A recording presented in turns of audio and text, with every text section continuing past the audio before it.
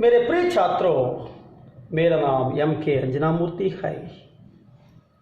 मैं पिछली कक्षा में कर्नाटक संपदा पाठ के बारे में आपको समझा रहा था। हम पिछली कक्षा में भारत देश की प्रगति में कर्नाटक राज्य का स्थान क्या है, यहाँ के आबादी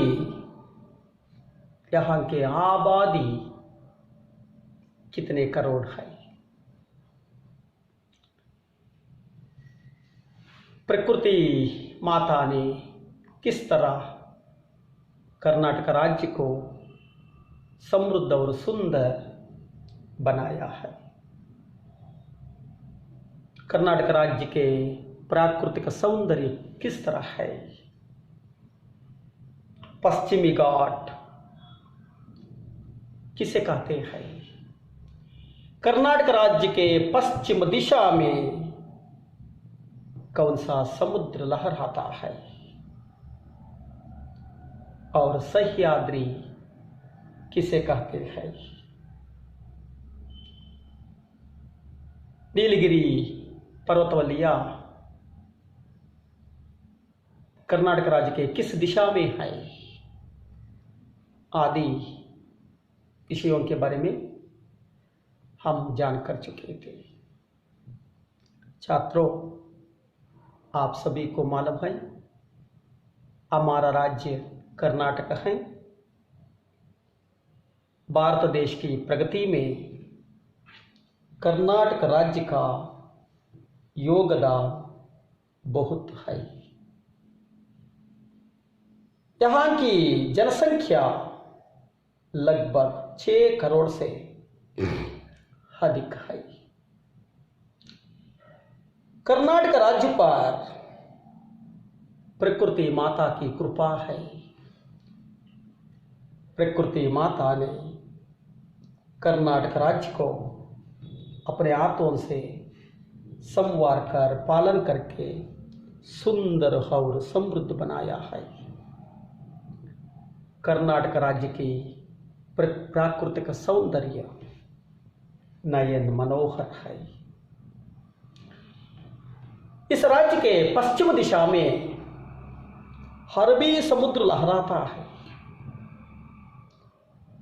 और इसी पश्चिम दिशा के प्रांत में दक्षिण से उत्तर के छोर तक लंबी पर्वतमालाएं फैली हुई है। इन पर्वतमालाओं को पश्चिमी घाट कहते हैं। इन पश्चिमी घाटों के कुछ भाग को सह्याद्री कहलाता है।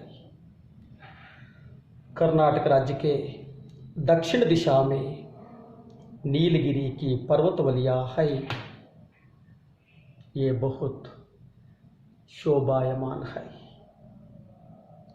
मेरे विद्यार्थिगळे, ನಮ್ಮ ರಾಜ್ಯ ಕರ್ನಾಟಕ, ಇಲ್ಲಿಯ ಜನಸಂಖ್ಯೆ ಸುಮಾರು 6 ಕೋಟಿಗಿಂತ ಹೆಚ್ಚಾಗಿದೆ. ಭಾರತ ದೇಶದ ಪ್ರಗತಿಯ ವಿಷಯದಲ್ಲಿ ಕರ್ನಾಟಕ ರಾಜ್ಯದ ಕೊಡುಗೆ ಅಮೋಘವಾಗಿದೆ. ಕರ್ನಾಟಕ ರಾಜ್ಯದ ಮೇಲೆ ಪ್ರಕೃತಿ ದೇವಿಯ, ಪ್ರಕೃತಿ ತಾಯಿಯ ಕೃಪೆ ಇದೆ. ಪ್ರಕೃತಿ ಮಾತೆ ಕರ್ನಾಟಕ ರಾಜ್ಯವನ್ನು ಪಾಲಿಸಿ ಪೋಷಿಸಿ ಸುಂದರವನ್ನಾಗಿ ಸಮೃದ್ಧಿಯನ್ನಾಗಿ ಮಾಡಿದ್ದಾಳೆ. ಇಲ್ಲಿಯ ಒಂದು ಪ್ರಾಕೃತಿಕ ಸೌಂದರ್ಯ ಅದ್ಭುತವಾಗಿದ್ದು ನಯನ ಮನೋಹರವಾಗಿದೆ. ಕರ್ನಾಟಕ ರಾಜ್ಯದ ಪಶ್ಚಿಮ ಭಾಗದಲ್ಲಿ ಅರಬ್ಬಿ ಸಮುದ್ರ ಹರಿಯುತ್ತದೆ. ಈ ಪಶ್ಚಿಮ ಪ್ರಾಂತ್ಯದಲ್ಲಿ ದಕ್ಷಿಣದಿಂದ ಉತ್ತರದ ತೀರದವರೆಗೆ ಉದ್ದವಾದ ಪರ್ವತ ಶ್ರೇಣಿಗಳು ಹರಡಿವೆ.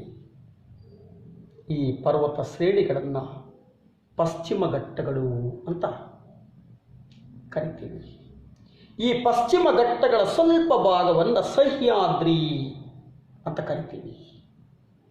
ಕರ್ನಾಟಕ ರಾಜ್ಯದ ದಕ್ಷಿಣ ದಿಕ್ಕಿನಲ್ಲಿ ನೀಲಗಿರಿ ಪರ್ವತ ಶ್ರೇಣಿಗಳು ಇವೆ. ಇವು ತುಂಬ ಸುಂದರವಾಗಿದ್ದು ನಯನ मनोहरवागिवे. छात्रों, इसके बाद हम आज कर्नाटक राज्य की राजधानी कौन सी है, यहाँ किस भाषा बोली जाती है, यहाँ कौन कौन सी कारखाने हैं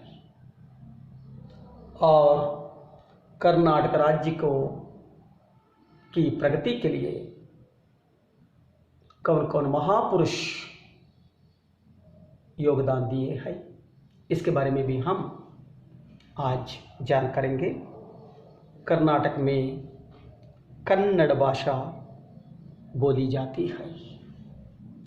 कर्नाटक में कन्नड़ भाषा बोली जाती है.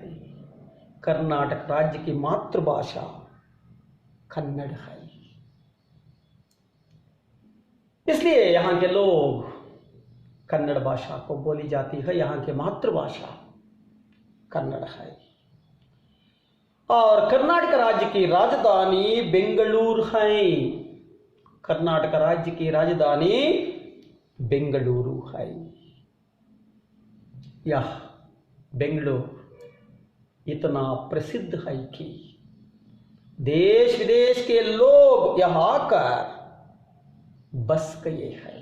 बस जाने का मतलब रहे हैं.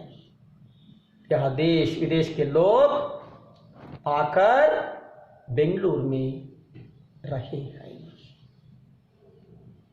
कर्नाटक राज्यದ ಮಾತೃಭಾಷೆ ಕನ್ನಡ. ಇಲ್ಲಿಯ ಜನರು ಕನ್ನಡವನ್ನು ಮಾತನಾಡ್ತಾರೆ. ಕರ್ನಾಟಕ ರಾಜ್ಯದ ರಾಜಧಾನಿ ಬೆಂಗಳೂರು. ಈ ಬೆಂಗಳೂರು ಎಷ್ಟೊಂದು ಜಗತ್ ಪ್ರಸಿದ್ಧಿಯಾಗಿದೆ ಅಂದರೆ ದೇಶ ವಿದೇಶಗಳಿಂದ ಜನರು ಬಂದು ಇಲ್ಲಿ ವಾಸವಾಗಿದ್ದಾರೆ. बेंगलुरु शिक्षा का ही नहीं बल्कि बड़े बड़े उद्योग धंधों का भी केंद्र है. बेंगलुरु दुनिया में शिक्षा के लिए बहुत प्रसिद्ध केंद्र है. सिर्फ शिक्षा का ही नहीं, उद्योग धंधों का भी केंद्र है. देश विदेश के लोग यहाँ आकर उद्योग करते हैं. देश विदेशों के लोगों को यहाँ उद्योग दिया है. ಈ ಬೆಂಗಳೂರು ಪ್ರಪಂಚದಲ್ಲಿ ಶಿಕ್ಷಣಕ್ಕೆ ತುಂಬ ಪ್ರಸಿದ್ಧವಾದುದು. ದೇಶ ವಿದೇಶಗಳಿಂದ ಜನರು ಬಂದು ಇಲ್ಲಿ ಶಿಕ್ಷಣವನ್ನು ಪಡಿತಾರೆ. ಉನ್ನತ ಶಿಕ್ಷಣವನ್ನು, ಹೈಯರ್ ಎಜುಕೇಷನನ್ನು ಪಡಿತಾರೆ. ಬರೀ ಬೆಂಗಳೂರು ಹೈಯರ್ ಎಜುಕೇಷನ್ ಪಡೆಯೋದಕ್ಕೆ ಮಾತ್ರ ಪ್ರಸಿದ್ಧಿಯಾಗಿಲ್ಲ. ಪ್ರಪಂಚದ ಉದ್ಯೋಗ ಕೇಂದ್ರಗಳಲ್ಲಿ ಇದು ಒಂದು. ಪ್ರಪಂಚದ ಮೂಲೆ ಮೂಲೆಗಳಿಂದ ಜನರು ಬಂದು ಇಲ್ಲಿ ಉದ್ಯೋಗವನ್ನು ಅರಸ್ಕೊಂಡು ಬರ್ತಾರೆ, ಉದ್ಯೋಗವನ್ನು ಮಾಡ್ತಾ ಇದ್ದಾರೆ. ಪ್ರಪಂಚದ ಮೂಲೆ ಮೂಲೆಯ ಜನರಿಗೆ ನಮ್ಮ ಬೆಂಗಳೂರು, ನಮ್ಮ ಕರ್ನಾಟಕ ರಾಜ್ಯ ಉದ್ಯೋಗವನ್ನು ನೀಡಿದೆ. ಯಾಕಂದರೆ ದೊಡ್ಡ ದೊಡ್ಡ ಕಾರ್ಖಾನೆಗಳು, ಕೈಗಾರಿಕೆಗಳು, ಕಂಪನಿಗಳು ಇವೆಲ್ಲವೂ ಬೆಂಗಳೂರಿನಲ್ಲಿವೆ. यहाँ प्रसिद्ध भारतीय विज्ञान संस्थान HAL, HMT, ITI, BHEL, BEL जैसी बृहत संस्थाएं हैं. यहाँ बेंगलुरु में प्रसिद्ध भारतीय विज्ञान संस्थाएं हैं. HAL हैं, HMT हैं, IT हैं, BHEL, BEL जैसी बृहत संस्थाएं हैं. इन इस तरह के संस्था में देश विदेश के लोग उद्योग करते हैं।